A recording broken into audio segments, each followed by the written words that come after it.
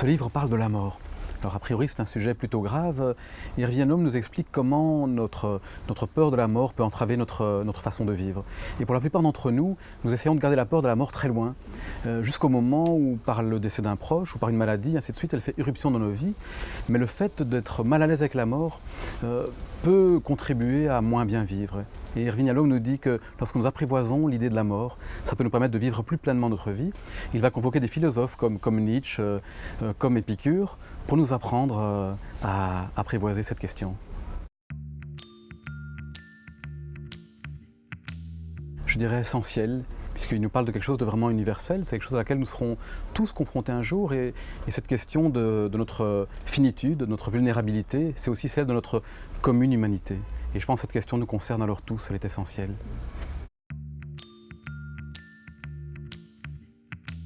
Alors j'avais aperçu ce livre dans une librairie depuis longtemps, et puis je l'ai acheté, et il est resté très longtemps sur une étagère, jusqu'au jour où j'ai ouvert un livre d'Irvin Yalom et je suis tombé amoureux de lui. Et donc c'était un grand coup de cœur, et j'ai dévoré tous ses ouvrages, et je suis tombé sur celui-ci qui m'a profondément marqué. Comme chacun d'entre nous, j'ai été confronté à la mort, raisonnablement jeune, à la mort de mes parents à 16 et 17 ans. Et pourtant, ce livre est encore venu me rappeler que bien souvent, je vivais comme si j'étais immortel, et m'a rappelé de faire attention à tout ce qui est essentiel dans ma vie.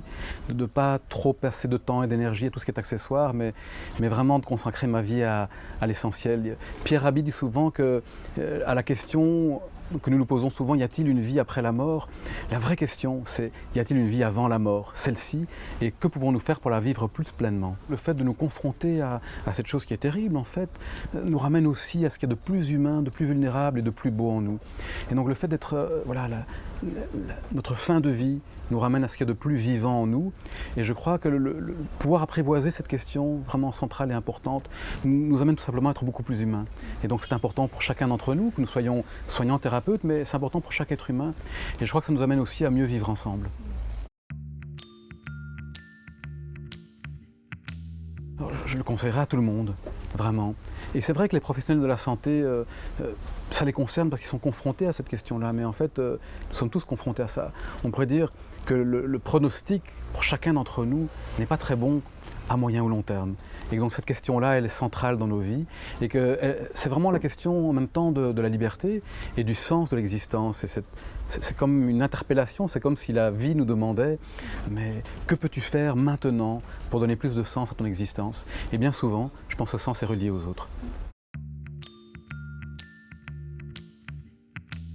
J'espère qu'en prenant conscience, vraiment conscience, de notre condition humaine, de notre finitude, de notre bref passage dans la lumière, nous en arriverons non seulement à savourer ce que chaque moment a de précieux, comme le simple plaisir d'exister, mais à accroître notre compassion pour nous-mêmes et pour l'ensemble des êtres humains.